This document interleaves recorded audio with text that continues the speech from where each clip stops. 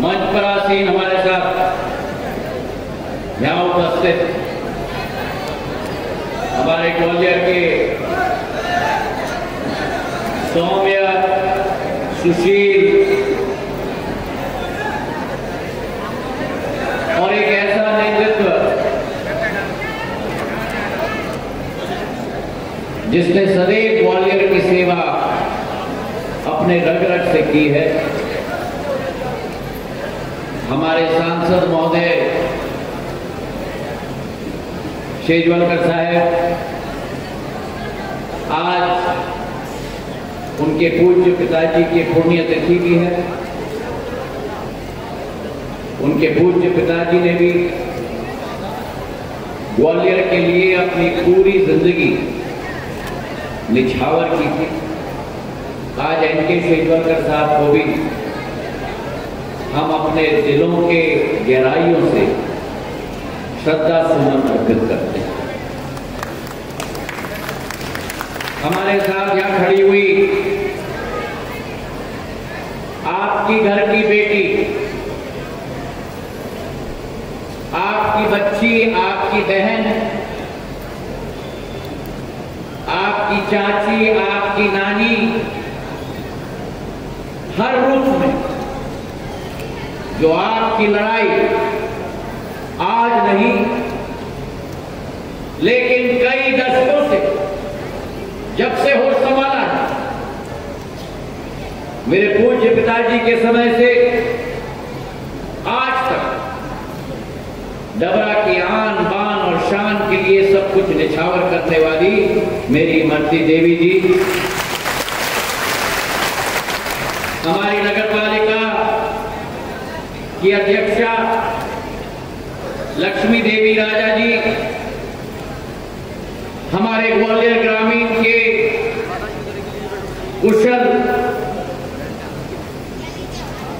नाम कौशल है लेकिन कुशल भी है, कौशल शर्मा जी, राम गोपाल मिलन जी, राम अवतार मिलन जी, हरि सिंह मौर्य जी, रामेश मौर्य जी, परमानंद जाटव जी, दयाराम निगम जी, जमुना प्रसाद कदम जी, हिमांशु पसेड़िया जी, जितेंद्र सुमन जी, जीतू राजा जी, भगवान सिंह सेंगर जी, नरेश पलिया जी, हमारे जनपद सदस्य संतोष जाटव और रिंकू जाटव जी, हमारे सरपंच पंचम विक्रम सिंह जी, संतोष जाटव जी, प्रदीप जाटव जी, धारा सिंह जी, नरेश कौशल जी और मंच पर उपस्थित समस्त हमारे समाज के महानुभाव और मेरे सामने बैठे हुए डबरा और आसपास से आई हुई समस्त मेरी जाटव समाज के समस्त मेरे महानुभाव, केवल नहीं कहूंगा, मैं तो कहूंगा मेरे परिवार के सदस्य गण और वहां पीछे के लाइन था, मेरे साथ कहो संत रविदास महाराज की। अरे पीछे से भी आवाज आनी चाहिए, संत रविदास महाराज की, संत रविदास महाराज की। बाबा साहब अम्बेडकर अमर रहे, बाबा साहब अम्बेडकर अमर रहे, बाबा साहब अम्बेडकर अमर रहे। आज मैं अपना सौभाग्य मानता हूं कि डबरा में हमारे अनुसूचित जाति समाज के सम्मेलन आज सबने मुझे यहां आमंत्रित किया और मैं इसलिए सौभाग्य मानता हूं मेरे भाई बहन, क्योंकि इस मंच से मैंने कई बातें सुनी हैं, कई विषय पर हमारे वक्ताओं ने बड़े विस्तृत तरीके से अपना पक्ष रखा है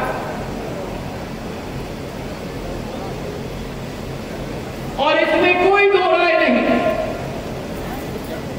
कि हमारे समाज को जो पिछले सदियों में एक तरीके से पूर्ण विकास करने का मौका नहीं मिला, लेकिन ये मैं स्पष्ट रूप से आपको कहना चाहता हूं कि ऐसे सामाजिक सम्मेलनों में कृपा करके केवल आप लोग वर्तमान की बात न करें, केवल आप लोग भविष्य की बात न करें, लेकिन वर्तमान और भविष्य के साथ मेरे अनुसूचित जाति समाज का गौरवनीय इतिहास का बखान भी होना चाहिए। मेरे भाइयों में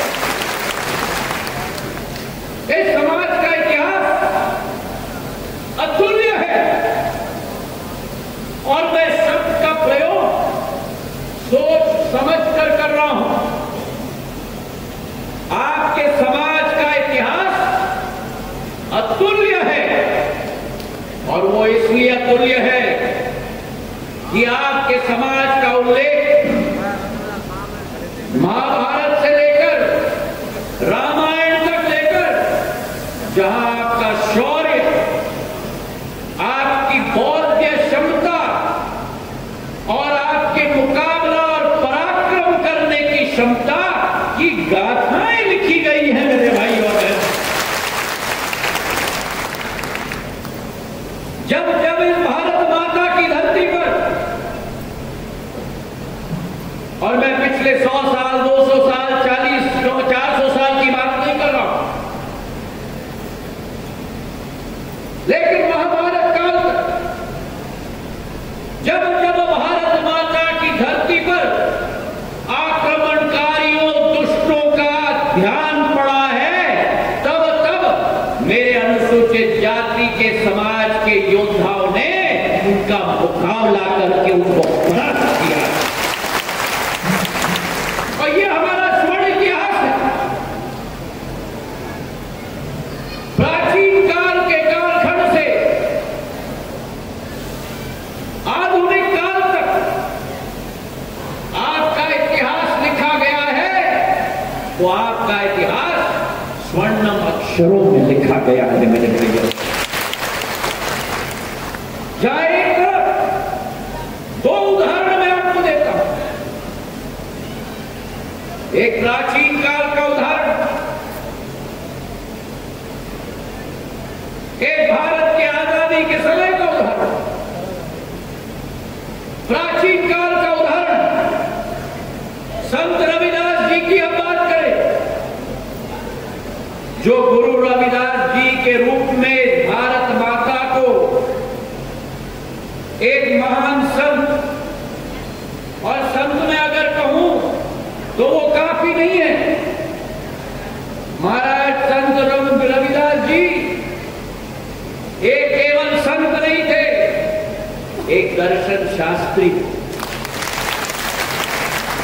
एक दर्शन शास्त्री थे।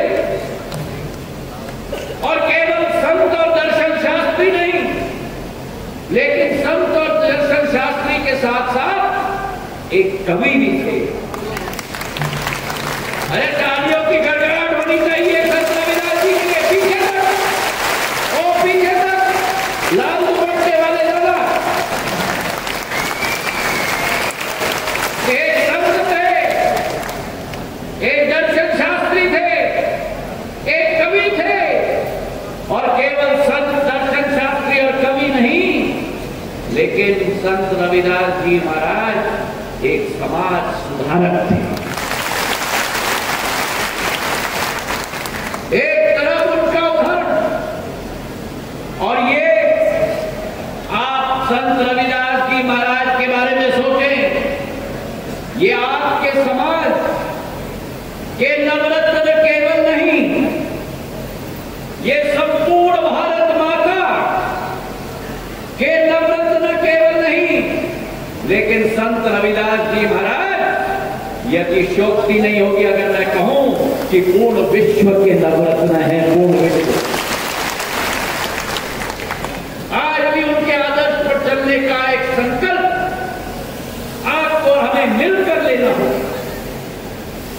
भारत की 140 करोड़ जनता नहीं, लेकिन विश्व की 800 करोड़ जनता को संत रविदास जी के पश्चिमों पे चलने का संकल्प लेना,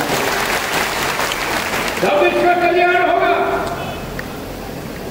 तब विश्व में असली प्रगति और विकास, जमीनी तरक्की होगी। तो जहां मैंने आपको एक उदाहरण प्राचीन काल का दिया, आप लोग तो बैठ जाओ, बैठ जाओ, लोग सामने बैठे आ रहे हो, बैठ जाओ, बैठ जाओ, हाँ आराम से। अब मैं कहीं जल्दी में नहीं जाने वाला, सही है कि नहीं?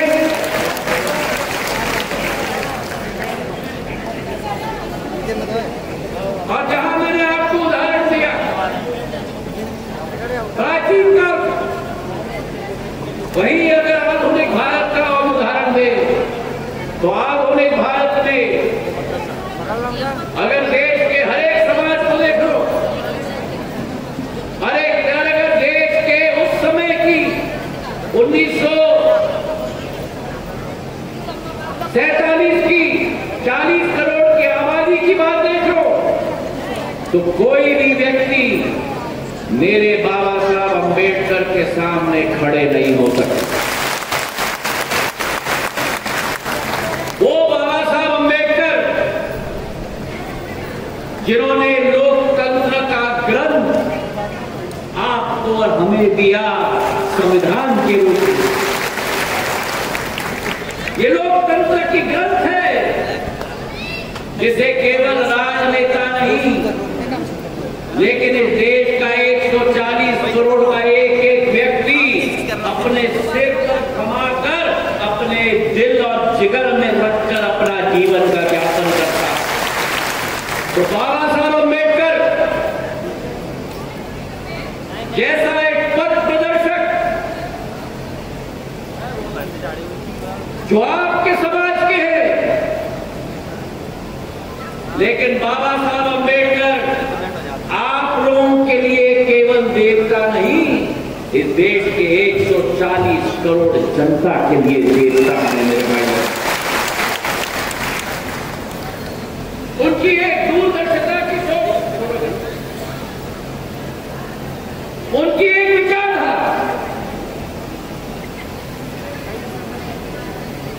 दो लोग थे जो दर्शन शास्त्री थे उस समय में भारत में, एक स्वामी विवेकानंद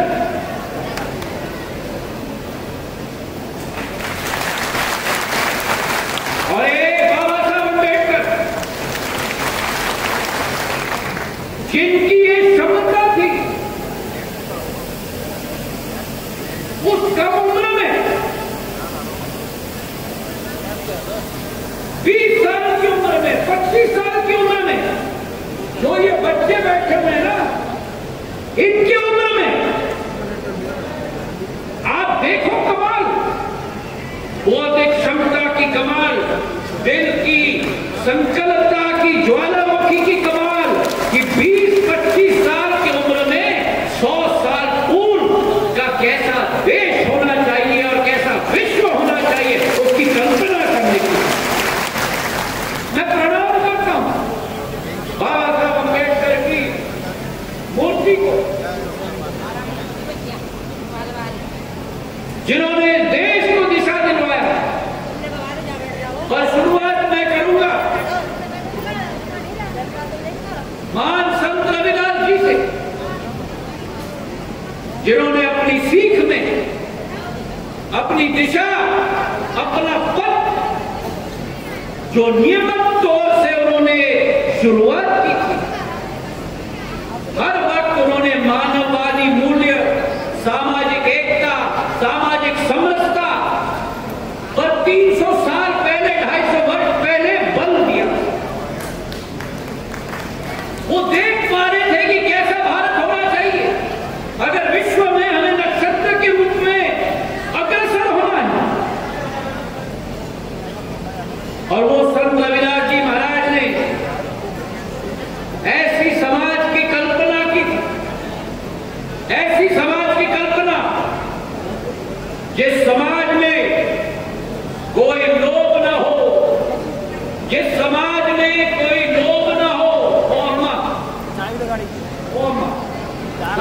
सुन लो, बाद में खुश कर लेना। ऐसी समाज की कल्पना की थी जिस समाज में लोभ न हो, जिस समाज में लालच न हो।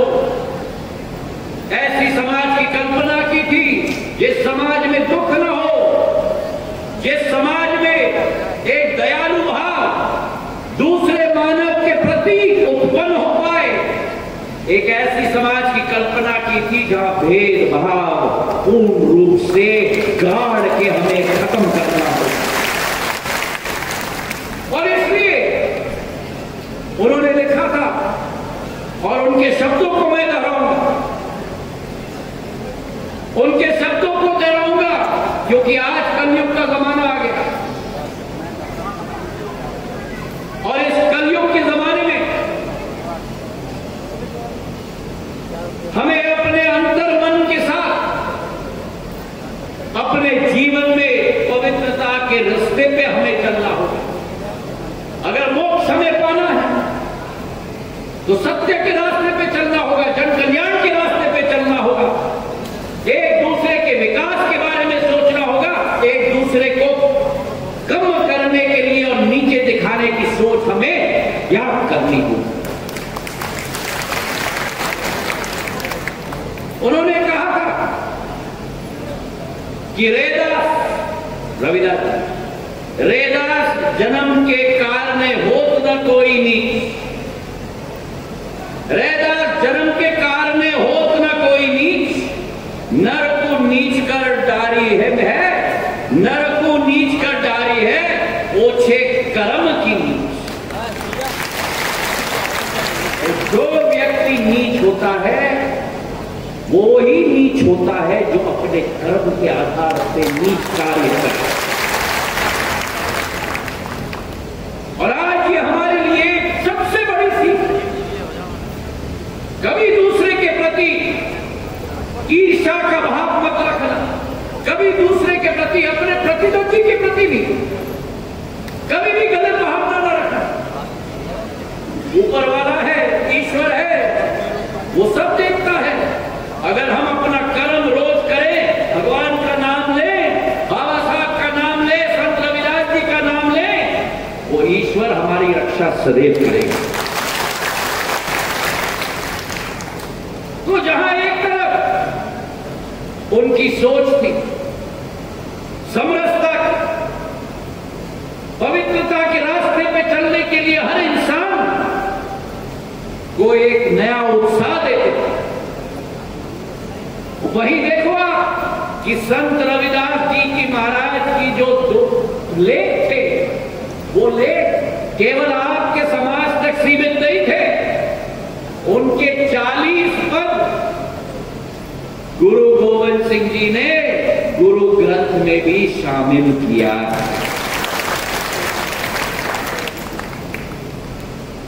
अब गुरु ग्रंथ साहब में अगर संत रविदास जी के लेख शामिल हैं तो ये सच्ची श्रद्धांजलि हमारे संत रविदास जी को।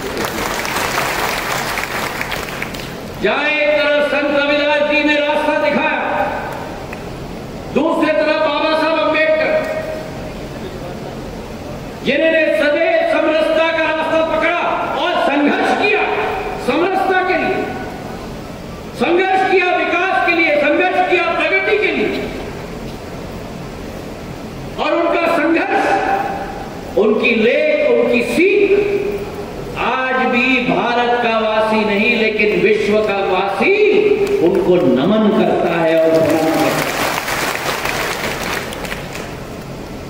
क्या कहा था उन्होंने कहा था शिक्षित हो, संगठित हो और शिक्षित और संगठित होकर संघर्ष करो।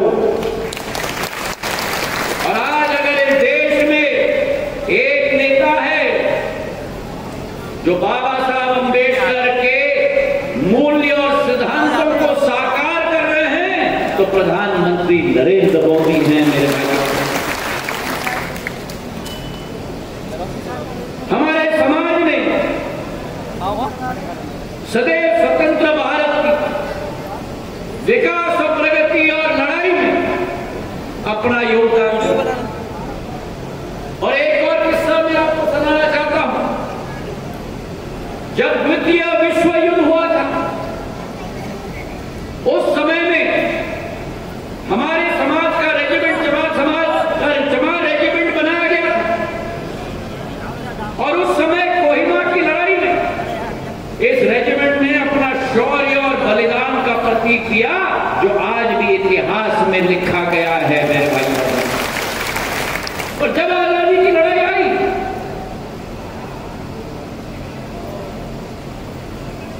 और नेताजी सुभाष चंद्र बोस जी की आजाद हिंद फौज,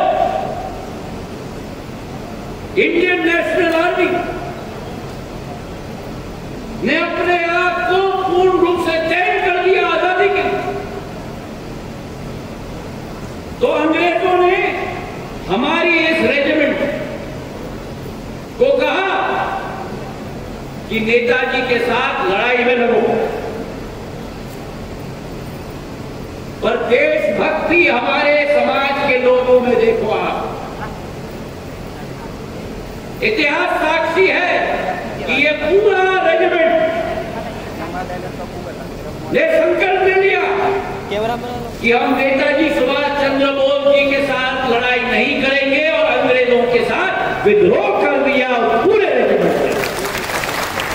और पहले थे कप्तान मोहनलाल कुरेल जी और मेजर जोगीराम चमार जी, जिन्होंने अंग्रेजों को चेहरे पे कह दिया कि भारत की स्वतंत्रता के लिए हम पूरा सब कुछ त्याग और बलिदान दे देते हैं और नेताजी की सेना के साथ हम लड़ाई नहीं लड़ते।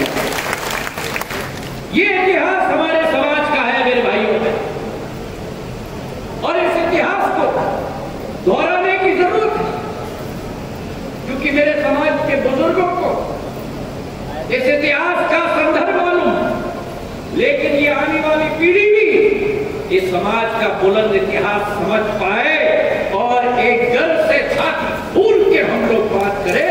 ये भावना उत्पन्न करने की जरूरत है कि नहीं? जरूरत है कि नहीं? अरे मेरे समाज के लोग ताली बजाते हो तो अच्छे से बजाओ।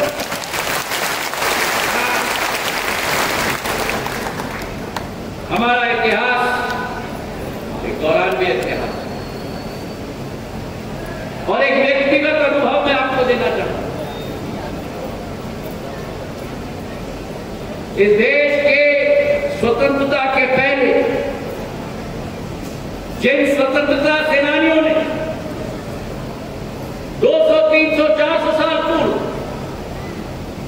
इस देश की स्वतंत्रता की अलख जगाई थी, स्वतंत्रता का इबारत लिखा था,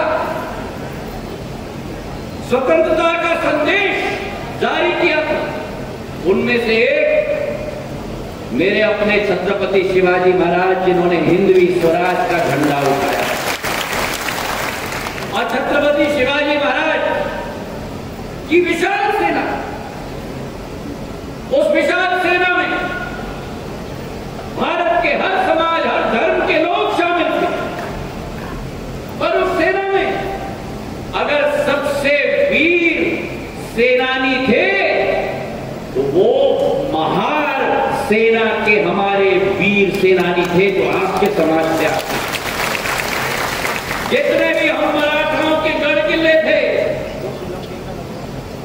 महाराष्ट्र में सातारा से कोल्हापुर से लेकर कोंकण तक 220 गढ़ शिवाजी छत्रपति महाराज ने बनाई थी। उन सब गढ़ किलों के सेनापति में सबसे वीर सेनापति अगर थे तो हमारे महार समाज के थे मेरे भाइयों। और उसी श्रृंखला में मेरे पूर्वज महाजी महाराज जब अहमद शाह अब्दाली के साथ लड़ाई लड़े और अहमद शाह अब्दाली को परास्त किया, कटक से कटक तक हिंदवी स्वराज का झंडा फहराया और दिल्ली के लाल किले पर पहला हिंदू राजा जिसने 1771 पर भगवा झंडा फहराया, उनकी सेना में भी हमारे समाज के सभी लोग वीरता के साथ लड़ाई। छत्रपति शाहू महाराज ने पहले राजा थे पूरे भारत में जिन्होंने हमारे समाज को आरक्षण प्रदान की महाराष्ट्र के अंदर, मेरे भाइयों। और अभी मेरे पूर्व एक वक्ता ने कहा कि मराठाओं का इतिहास बाबा साहब अम्बेडकर के साथ जुड़ा हुआ है, सिंधिया परिवार का इतिहास बाबा साहब अम्बेडकर के साथ जुड़ा हुआ है, क्योंकि जब सयाजीराव गायकवाड़ बड़ौदा के महाराज थे, महाजी बादो महाराज ग्वालियर के महाराज थे, और दोनों ने मिलकर जो हमारे समाज के लिए उत्थान किया, सयाजीराव महाराज ने तो बाबा साहब अम्बेडकर को विदेश भेजने के लिए, शिक्षा प्रदान करने के लिए पूर्ण सहायता की, और उसी के साथ जब वापस आए तब पूर्ण रूप से अखबार लिखने के लिए भी उन्हें पूर्ण सहायता, और दोनों में कहूं कि भाई भाई का संबंध था दोनों। और ग्वालियर स्टेट के अंदर माधव महाराज के समय में छुआछूत की पूर्ण जो प्रक्रिया थी उसे नष्ट करके समाप्त कर, उसी समय में दलित उद्धार और कमीशन बनाया गया 150 वर्ष पूर्व, और उसी के साथ साथ हमारे दलित समाज के बच्चों के लिए पढ़ाई के लिए उस समय में भी 5,000 रुपए छात्रवृत्ति उस समय स्टेट के समय में बनती थी। तो हमारा राज का संबंध बहुत पुराना है मेरे भाइयों। लेकिन आज मैं देखता हूं जिसका संदर्भ शेजवलकर जी ने अपने भाषण में दिया कि राजनीतिक रोटी सेकने के लिए अनेक दल आज मेरे समाज के सामने आ रहे हैं। कोई मेरे समाज को याद नहीं करता, लेकिन जब चुनाव आता है तो कांग्रेस का एक एक नेता सामने आता है वोट मांगने के लिए और समाज की दुआई देने के लिए। जैसे मधुमक्खी के छत में जब मधु आ जाती है ना,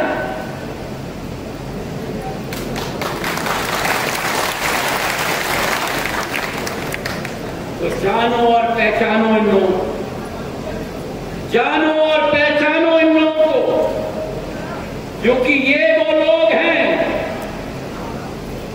जो बाबा साहब अम्बेडकर की दुआएं देते हैं, जो संत रविदास जी की दुआएं देते हैं।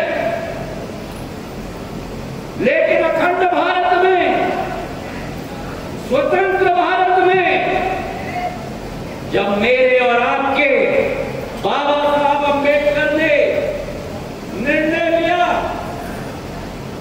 लोकसभा चुनाव लड़ने के लिए, और प्रजातंत्र जिसकी कल्पना उन्होंने की थी उस प्रजातंत्र का भाग अटूट भाग बनने के लिए, तब मैं आपसे पूछना चाहता हूं, कौन सी पार्टी थी इस देश में जिस पार्टी ने बाबा साहब अम्बेडकर के सामने प्रत्याशी खड़ा करके बाबा साहब अम्बेडकर को लोकसभा चुनाव हराने का काम किया? वो कांग्रेस पार्टी थी मेरे भाई और बहन, वो कांग्रेस पार्टी थी। जिस कांग्रेस पार्टी ने मेरे संविधान के निर्माता आपके और मेरे भगवान बाबा साहब अम्बेडकर को लोकसभा चुनाव में हराने का काम किया मेरे भाइयों। और आज आते हैं आपके सामने दुहाई मांगने के लिए, आज आपके सामने आते हैं कहने के लिए कि हम दलित हितैषी हैं। अरे जिसने आपके भगवान को लोकतंत्र में हरा दिया वो आपका हितैषी कैसे हो सकता है? 70 साल इस देश में राज किया, दलित समाज को चक्की के अंदर पिसाने का काम अगर किसी ने किया तो कांग्रेस पार्टी ने किया है मेरे भाइयों। सही है कि नहीं? बोलो मुझे, बोलो मुझे, सही है कि नहीं? अरे बोलो मुझे, सही है कि नहीं? आप दोनों बोलो, सही है कि नहीं? हाँ, अभी मेरी अम्मा की तरह कुछ कर रहे थे।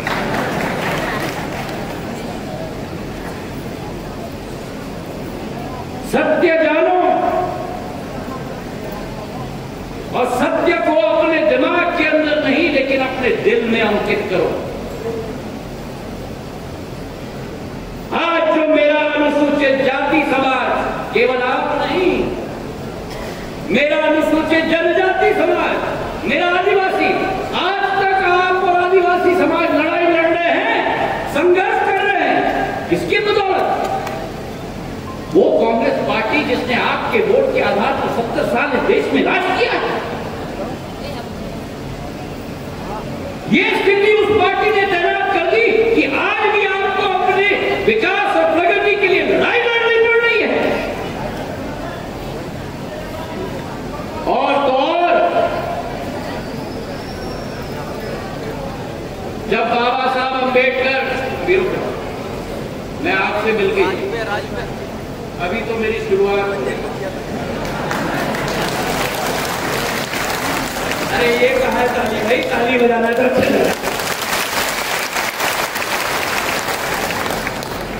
जल्दी तो नहीं है, जल्दी तो नहीं है, जल्दी तो नहीं है।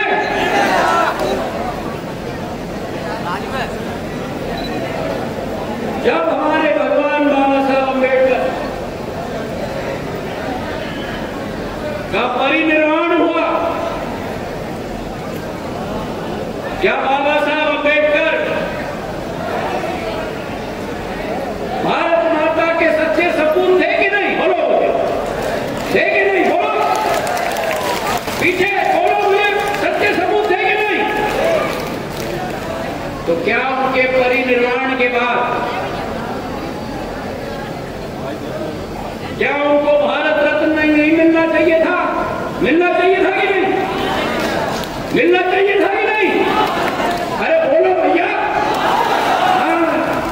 जोश होना चाहिए भैया, मिलना चाहिए था कि नहीं? और देखो उनके परिनिर्वाण के बाद, अरे भैया क्यों खड़े हो गए? बैठ जाओ ना।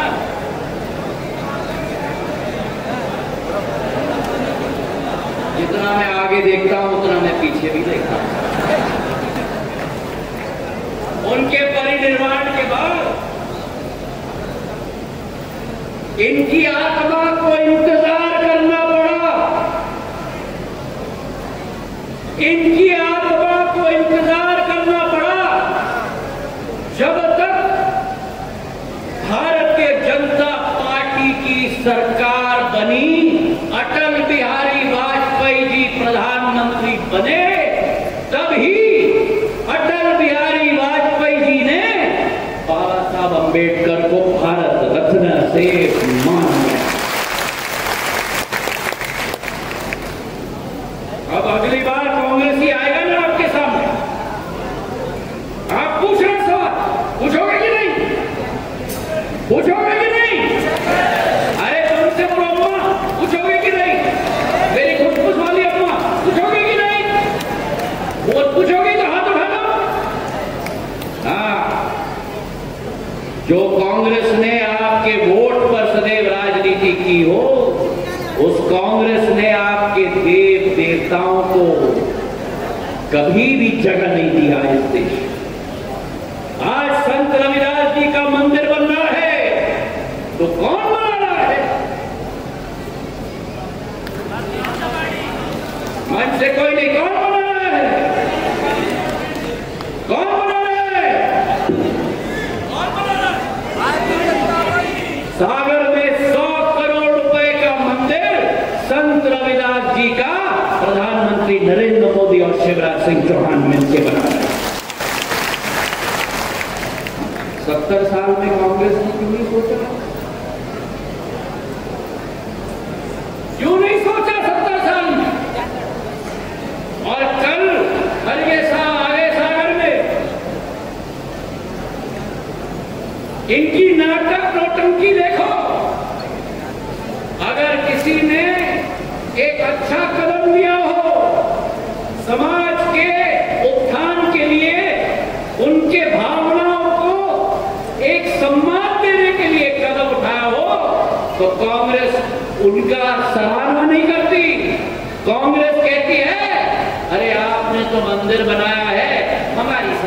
लगा देना, हम यूनिवर्सिटी बनाएंगे। जिस कांग्रेस ने वादा खिलाफी अपने 15 महीनों की सरकार में की है मेरे भाई और बहनों, उस कांग्रेस पर कभी भी विश्वास मत करना। और अभी इमरती जी कह रही थी, लोग कहते हैं पार्टी बदला है। हाँ, पार्टी बदला है। मैं कह रहा हूं हाँ, पार्टी बदला है। पार्टी बदला है क्योंकि कांग्रेस जो आज है वो कांग्रेस आजादी की कांग्रेस नहीं रही मेरे भाइयों और बहनों। वो कांग्रेस सिद्धांतों की कांग्रेस नहीं रही, वो कांग्रेस मूल्यों की सिद्धांत कांग्रेस नहीं रही, वो कांग्रेस सत्ता चूर की कांग्रेस रह गई है। वो कांग्रेस 3 शब्दों में कहूंगा मैं आपको, वे कांग्रेस लूट की कांग्रेस, वो कांग्रेस झूठ की कांग्रेस और वो कांग्रेस भ्रष्टाचार की कांग्रेस बन चुकी है मेरे भाइयों। 15 महीनों में देख लिया हमने, हमारी भी कल्पना थी एक नया मध्य प्रदेश बनाने की। 15 महीनों की सरकार में देख कहा था, कांग्रेस का कहना था किसान का कर्जा माफ, एक किसान का कर्जा माफ नहीं किया। 25 लाख झूठी फर्जी ताम पत्र बटोर दिए और कोऑपरेटिव और किसान को ज्यादा की बॉर्डर बनाकर छोड़ दिया। ये शिवराज सिंह चौहान है जिन्होंने किसानों का ब्याज जो डिफॉल्टर बने थे 2250 करोड़ सीधा कोऑपरेटिव के खाते में डालकर किसान का ब्याज की पूर्ति कर दी मेरे भाइयों।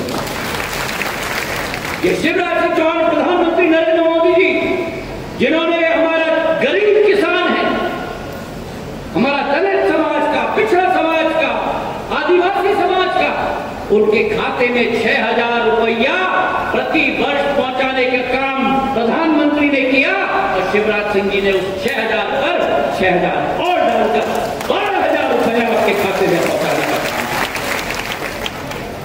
ये बात करते हैं हमारे अनुसूचित जाति समाज का। बाबा साहब का स्मारक 70 साल में नहीं बने थे। 70 साल में बाबा साहब अम्बेडकर के स्मारक नहीं बने थे और आज अगर बनाया है तो प्रधानमंत्री नरेंद्र मोदी जी ने भारत सरकार के पैसे से जिस घर में विदेश में लंदन में बाबा साहब रहते थे, जहां पढ़ाई करते थे, उस घर को खरीद कर वहां मंदिर बनाने का काम लंदन में प्रधानमंत्री नरेंद्र मोदी ने। मऊ में उनकी जन्मभूमि में एक विशाल मंदिर रक्षा मंत्रालय का जमीन देकर वहां काम किया है भारतीय जनता पार्टी की सरकार और अटल बिहारी वाजपेयी और प्रधानमंत्री नरेंद्र मोदी। मुंबई जो उनकी चैतन्य भूमि है, उस मुंबई की चैतन्य भूमि में मैं गया हूं। आप कल्पना नहीं कर सकते, आप में से कितने लोगों ने देखा है ग्वालियर में जो एयरपोर्ट में बना रहा हूं, कितने लोगों ने देखा? आप उठाओ। जितना बड़ा ये एयरपोर्ट है उससे 3 गुना बड़ा एक मंदिर और एक एग्जीबिशन सेंटर बाबा साहब के स्मृति में चैतन्य भूमि में मुंबई में प्रधानमंत्री नरेंद्र मोदी बना रहे हैं मेरे भाइयों। आपके समाज को मान, आपके समाज को सम्मान, आपके देवा देवताओं को, बाबा साहब को, संत रविदास जी को अगर दिल से कोई चाहता है तो केवल प्रधानमंत्री नरेंद्र मोदी और भारतीय जनता पार्टी चाहती है।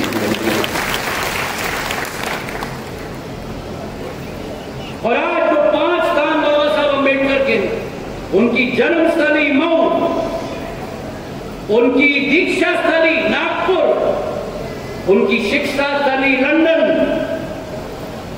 उनकी दिल्ली में महापरिनिर्वाण स्थली और मुंबई में चैतन्य भूमि, इन 5 स्थानों को मुख्यमंत्री तीर्थ योजना में शिवराज सिंह जी ने शामिल कर दिया है। और आज मैं आपको बताना चाहता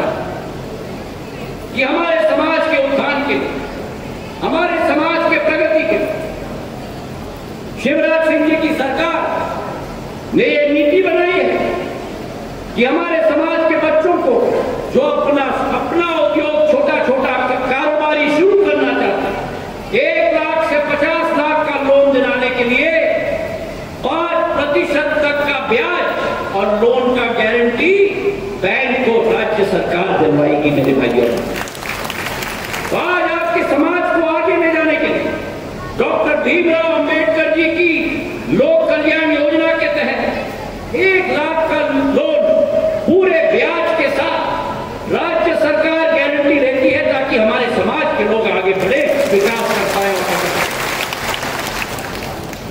मैंने सदैव, मेरे पूज्य पिताजी ने, मेरी आजी अम्मा राजमाता विजय राजे सिंधिया ने सदैव समाज की लड़ाई लड़ी, और आज भी मैं आपको विश्वास दिलाता हूं, जब पिछोर में मूर्ति टूटी थी बाबा साहब अम्बेडकर की, कोविड का समय था, जब मुझे वो सूचना मिली, डबरा वाला पिछोर नहीं, शिवपुरी वाला पिछोर, मैंने इमरती देवी जी को और जसवंत जाटव को, दोनों को मिलाकर ग्वालियर से नया मूर्ति लेकर वहां अगले दिन स्थापना करने के लिए मैंने भेजा। जब हमारे समाज के मुंगावली के यूनिवर्सिटी के प्रोफेसर D.L. अहिरवार पर अत्याचार किया गया था, क्योंकि उन्होंने मुझे कॉलेज में आमंत्रित किया, मैंने उनकी लड़ाई लड़ी, उनको ट्रांसफर कर दिया था। जब तक उनका ट्रांसफर निरस्त नहीं हुआ, तब तक मैंने संघर्ष करके सरकार को कहकर उनका ट्रांसफर निरस्त किया।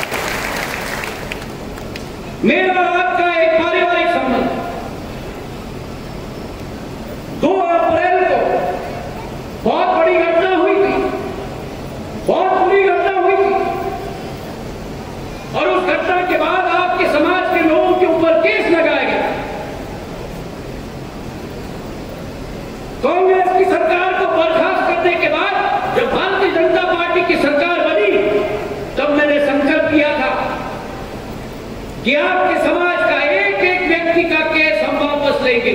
और आज मुझे खुशी है आपको कहते हुए कि आपके समाज का एक एक व्यक्ति का वो 2 अप्रैल की घटना, दुखद घटना के बाद जो केस लगे थे, वो सारे केस वापस ले दिए गए। सिंधिया परिवार की सोच है कि जान जाए, अरे बोलो मेरे साथ, जान जाए, जान जाए, जान जाए। ये आपका हमारा एक संबंध है, ये आपकी और हमारी एक विचारधारा है। आपके दुख के समय, सुख के समय में आओगे दोनों, लेकिन आपके दुख के समय में भगवान न करे, लेकिन अगर दुख का समय आया, कोई और आए या ना आए, लेकिन ज्योतिरादित्य सिंधिया आपके साथ खड़ा है।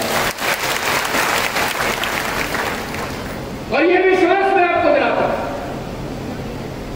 कि आपके समाज को नेतृत्व करने की क्षमता है, आपके समाज में नेतृत्व करने की क्षमता है। आपका समाज भारतीय जनता पार्टी के शासन में नेतृत्व करता है और करता रहेगा। तालियां थोड़ी कम करो।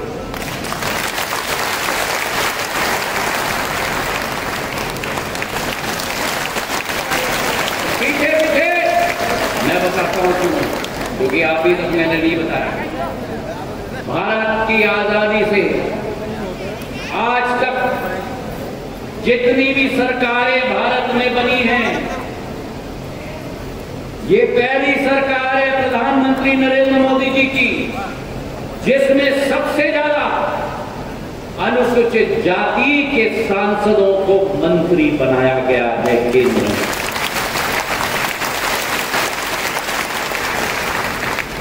अभी तालियां थोड़ी अच्छी बजी, बस अभी भी थोड़ी कम।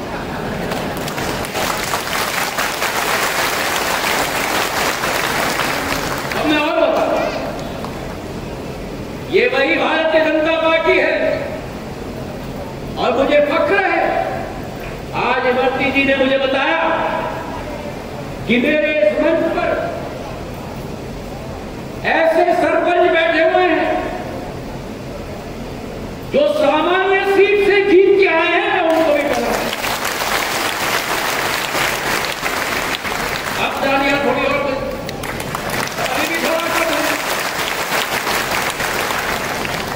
और बताता। आप कहते हो आपके समाज को प्रतिनिधित्व मिलना चाहिए। आप में से कितने लोगों को मालूम है कि मध्य प्रदेश सरकार में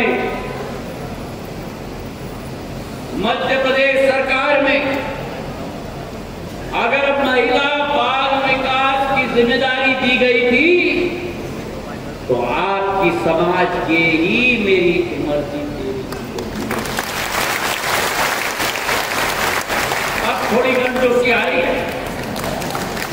आप में से कितने लोगों को मालूम है कि अगर मध्य प्रदेश में जल संसाधन की जिम्मेदारी दी गई है, मतलब एक एक व्यक्ति के मुंह में पानी पहुंचाने की जिम्मेदारी अगर किसी को दी गई है तो आपके समाज के ही तुलसी सिलावट को दी गई। आप में से कितने लोगों को मालूम है कि अगर मध्य प्रदेश में स्वास्थ्य विभाग की जिम्मेदारी दी गई है तो आपके समाज के ही प्रभु राम चौधरी जी को दी गई है।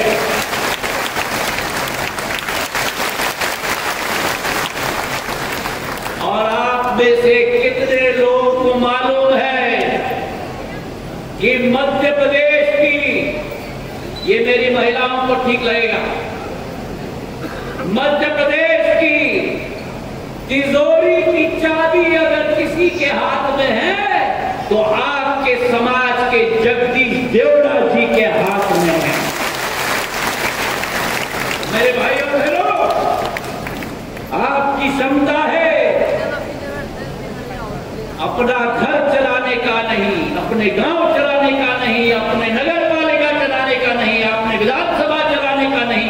आपकी क्षमता है राज्य चलाने का नहीं, आपकी क्षमता है प्रधानमंत्री जी के आशीर्वाद से जो देश के राष्ट्रपति रामनाथ कोविंद जी आपके समाज के बने थे। तो आज मैं आपसे निवेदन करना चाहता हूं, मेरा और आपका रिश्ता पारिवारिक है, मेरा और आपका रिश्ता एक दिल का है। इस डबरा के विकास के लिए मैं संकल्पित हूं। चाहे कटारे बाबा से सरनागत की रोड मैंने मंजूर करवाई, चाहे इमरती जी ने मुझे और मुख्यमंत्री और शेरवलकर साहब को कहकर जिला अस्पताल जो डबरा में है उसे 100 बिस्तर का बना के दे दिया, चाहे कल्पना आपने नहीं की पर आपकी योद्धा ने लड़कर डबरा में केंद्र विद्यालय स्थापित कर दिया। सिंचाई के लिए एक एक व्यक्ति दर दर भटकता था कांग्रेस की 2003 की सरकार तक। 7 लाख हेक्टेयर भूमि सिंचित थी 56 साल मध्य प्रदेश में कांग्रेस रहते हुए। 20 साल में भारतीय जनता पार्टी ने उसको 6 गुना करके 45 लाख हेक्टेयर कर दिया है मेरे भाइयों। और उसका एक भाग पार करी जिगनिया नहर को स्वीकृत इमरती देवी जी ने कर पाया। पिछोर में महाविद्यालय, सिंध नदी पर सेमरी का पुल। मैं आपसे पूछना चाहता हूं कि कांग्रेस की सरकार होती तो क्या यह संभव हो पाता? संभव हो पाता? बताओ मुझे संभव हो पाता? तो आज मैं आपको निवेदन करना चाहता हूं, आपकी बेटी, आपकी घर की लड़की, ये इमरती की अगर अस्तित्व है तो डबरा की माटी के साथ जुड़ा हुआ है। इस बेटी को, इस क्षेत्र